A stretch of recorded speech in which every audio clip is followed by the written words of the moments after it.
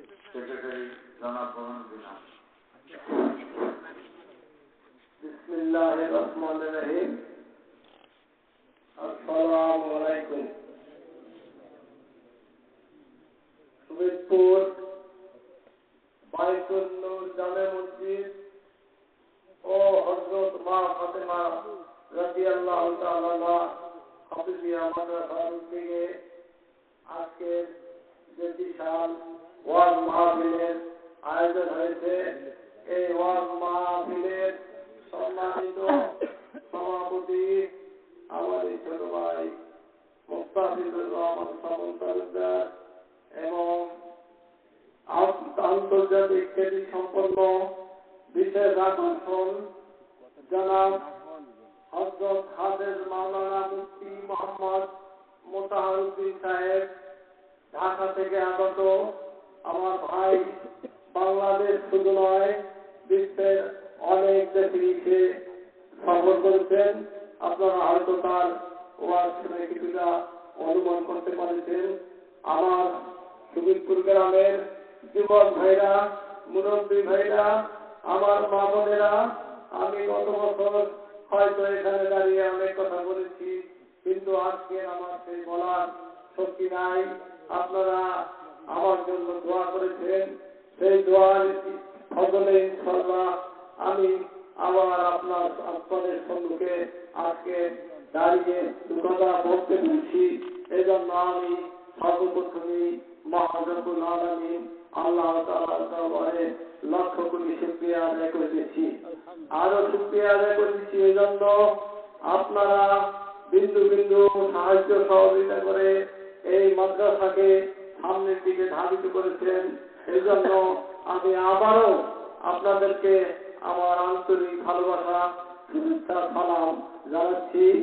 পর্দার আড়ালের আমার মা বোনেরা, আপনাদের কাছে আমি কৃতজ্ঞ। প্রতি মাসে আপনারা 1 কেজি করে চাল এই মাদ্রাসায় দান করেন। এজন্য আমি সত্যি আপনাদেরকে মনে ও প্রাণে দোয়া করি এবং আপনাদেরকে আমি জানাই আমার গভীর শ্রদ্ধা।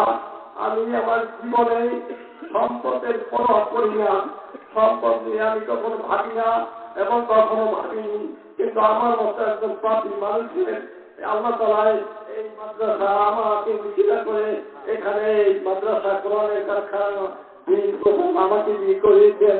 এজন্য আমি গর্বিত। আমার মতো একজন পাপী বান্দা আল্লাহ রাব্বুল আলামিন আমাকে দিয়ে এই হযরত মা ফাতেমা রাদিয়াল্লাহু তাআলা হাফিজিয়া মাদ্রাসার বীজ বপন করেছেন।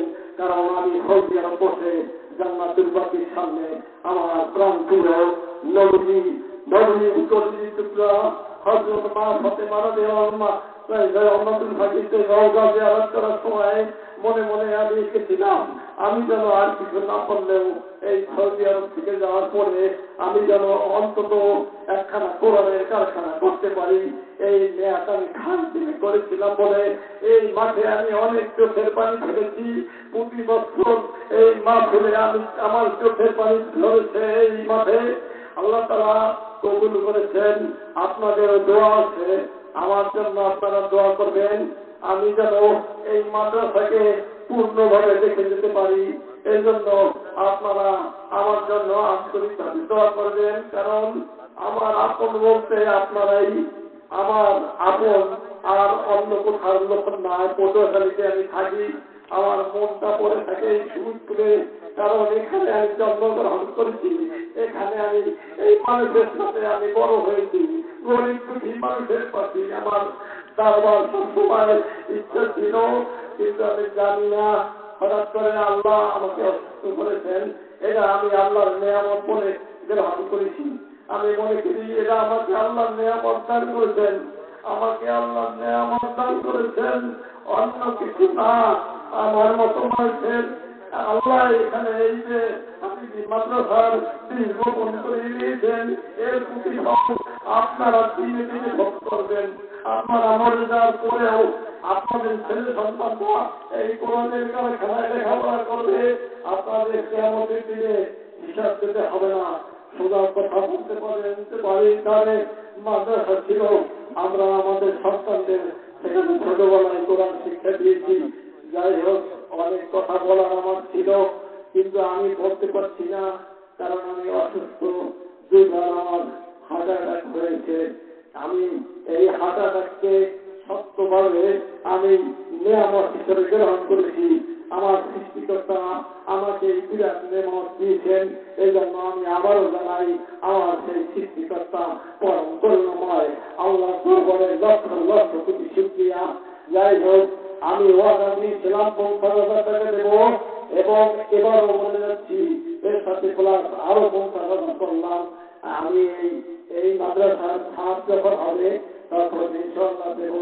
আমি যদি মরেও যাই ইনশাল্লাহ আমার ছেলে সন্তান, আমার সন্তান এখানে আমার সাথে আছে। সন্তানের জন্য বাবার দোয়া মোনাজাত করার দরকার হয় না। আমার পিছনে আমার সন্তান 1 বছর ধরে আটার মতো লেগে আছে। তার বিশ্ববিদ্যালয়ের পড়াশোনা থাকে পড়াশোনার ক্ষতি করা হচ্ছে, আমাকে কোনো প্রকার ছাড়ে না। হসপিটাল থেকে শুরু করে আজ পর্যন্ত সে আমার সাথে লেগে আছে।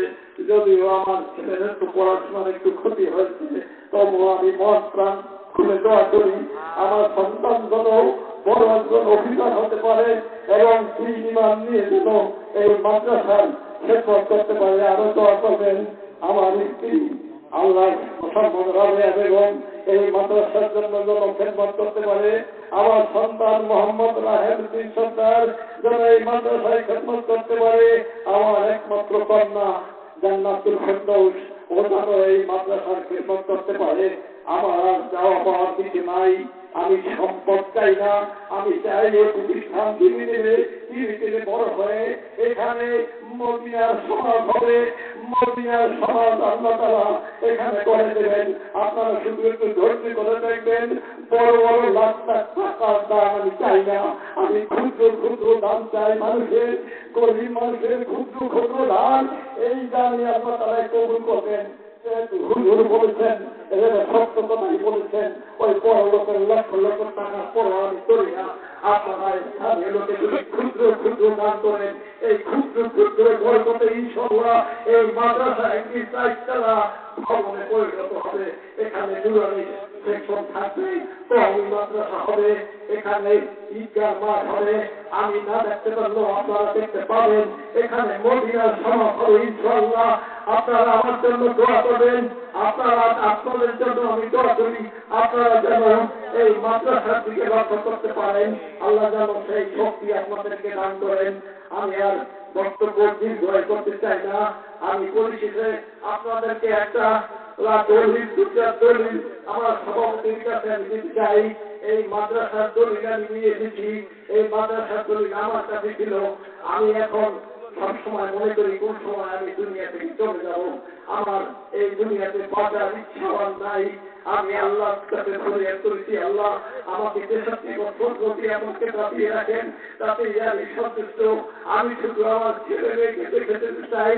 আমার ছেলে মেয়েরা ঈমান নিয়ে যেন দাঁড়াতে পারে, 5 ওয়াক্ত নামাজ পড়তে পারে এবং তার জন্য এই মাদ্রাসার খেদমত করতে পারে। তাহলে আমি কবরে গেলেও শান্তি পাবো, আপনারা শান্তি পাবেন। আপনাদের ছোট ছোট ছেলে মেয়েরা এখান থেকে পবিত্র কোরআন শিক্ষা করবে। যে যতই ভাবেন, ইংলিশ বলেন আর যাই বলেন, এই কোরআনের সামনে পৃথিবীতে আর কিছু নাই। আল্লাহ তাআলা যে কোরআন নাযিল করে দিয়েছেন, সেই কোরআন সত্য এবং কোনদিনই এই কোরআনের পরাজয় হবে না। ইনশাআল্লাহ মুসলমানের জয় কি হবে। নবীজি বলে দিয়েছেন, শেষ জামানায় একটা প্লেগ রোগ আসবে। সেই প্লেগ রোগ হয়তো এখনই শুরু হতে যাচ্ছে। এবং আরো বলে দিয়েছেন যে শেষ জামানায় ইটের বিল্ডিং এ, ইটের পোড়া ইটের বাড়িতে পড়ে যাবে সমস্ত দুনিয়া। এখনই দেখতে পাই সব জায়গায় শুধু ছোট ছোট দালান হচ্ছে, ঘর বলতে আর থাকবে না। যাই হোক, আমি লম্বা দিন বক্তব্য দেব না। বক্তব্য দিলে আমি অনেক বক্তব্য দিতে পারি। পূর্বে আমি অনেক বক্তব্য দিয়েছি, শুনেছেন। সেই শক্তি আল্লাহ তাআলা আমাকে এখনো দিতে পারে ইনশাআল্লাহ। আমি সেই ভরসা করে, আল্লাহর উপর ভরসা করে এবং আমার রাসূলের উপর ভরসা করে, আল্লাহর হাবিব আমার প্রাণপ্রিয় নবী হযরত মুহাম্মদ মুস্তাফা সাল্লাল্লাহু আলাইহি ওয়াসাল্লাম তার কলিজার টুকরা হযরত মা ফাতেমার নামে যে 3টা নির্দেশ দিয়েছি, এই এই এলাকাকে শুধু আলোকিত করবে না, গোটা বিশ্বকে আলোকিত করবে। এখান থেকে পবিত্র কোরআনের আলো সমস্ত বিশ্বে ছড়িয়ে যাবে। এটাই আমি আল্লাহ দরবারে প্রার্থনা করি। আর বক্তব্য আমি রাখবো না, একটু করে সভাপতি সাহেব বক্তব্য রাখবেন। এখন সভাপতি হাতে আমি এই মাদ্রাসার দলিল এবং এখানকার ছেলে মোহাম্মদ সুলাইমান, মধ্যের গরিব মোহাম্মদ সুলাইমানকে আমি ভুলতে পারি না। আমাকে চেপে ধরে ঢাকা থেকে চেপে ধরে বলছে, সর্দার আপনাকে আমার এই দলিলটা নিতেই হবে। আমি এই আপনার মাদ্রাসায় এই 1 বিঘা জায়গা দান করতে চাই। আমি বলছি সুলাইমান, আমি তোমার এই দলিল নেব না। না, আমি আমার বড় ভাই যে মাদ্রাসা করেছেন সেই মাদ্রাসা আমি 1 বিঘা দেবই। আমাকে চেপে ধরে দলিল দিয়েছেন। আমি রেজিস্ট্রির কথা বলি নাই। সে বলছে আপনি যখন বলেন তখনই রেজিস্ট্রি করে দেব। যাই হোক, সে দলিলটা আমার কাছে আছে। আমি সুলাইমানের জন্য মহান প্রাণ খুলে দোয়া করি। 1 বিঘা জায়গা দেওয়ার মতো মানুষ সত্যি অনেক খুব আছে এই দুনিয়ায়। যাই হোক, আপনারা দোয়া করতেন সুলাইমানের জন্য। সেও দুনিয়া থেকে বিদায় নিয়ে চলে গেছে। আমিও হয়তো আমার আল্লাহ যদি আমাকে বাঁচিয়ে রাখে 50 বছর, হয়তো এই মাদ্রাসা আমি পূর্ণ রূপ দেখতে পাবো। বাকি আল্লাহ ভরসা। আমি আবার মহান আল্লাহ রাব্বুল আলামিন, সেই সৃষ্টিকর্তা পরম করুণাময় দয়ালু সেই মহান আল্লাহকে স্মরণ করে আমি আমার বক্তব্য শেষ করছি। আল্লাহু আকবার। আসসালামু আলাইকুম ওয়া রাহমাতুল্লাহ।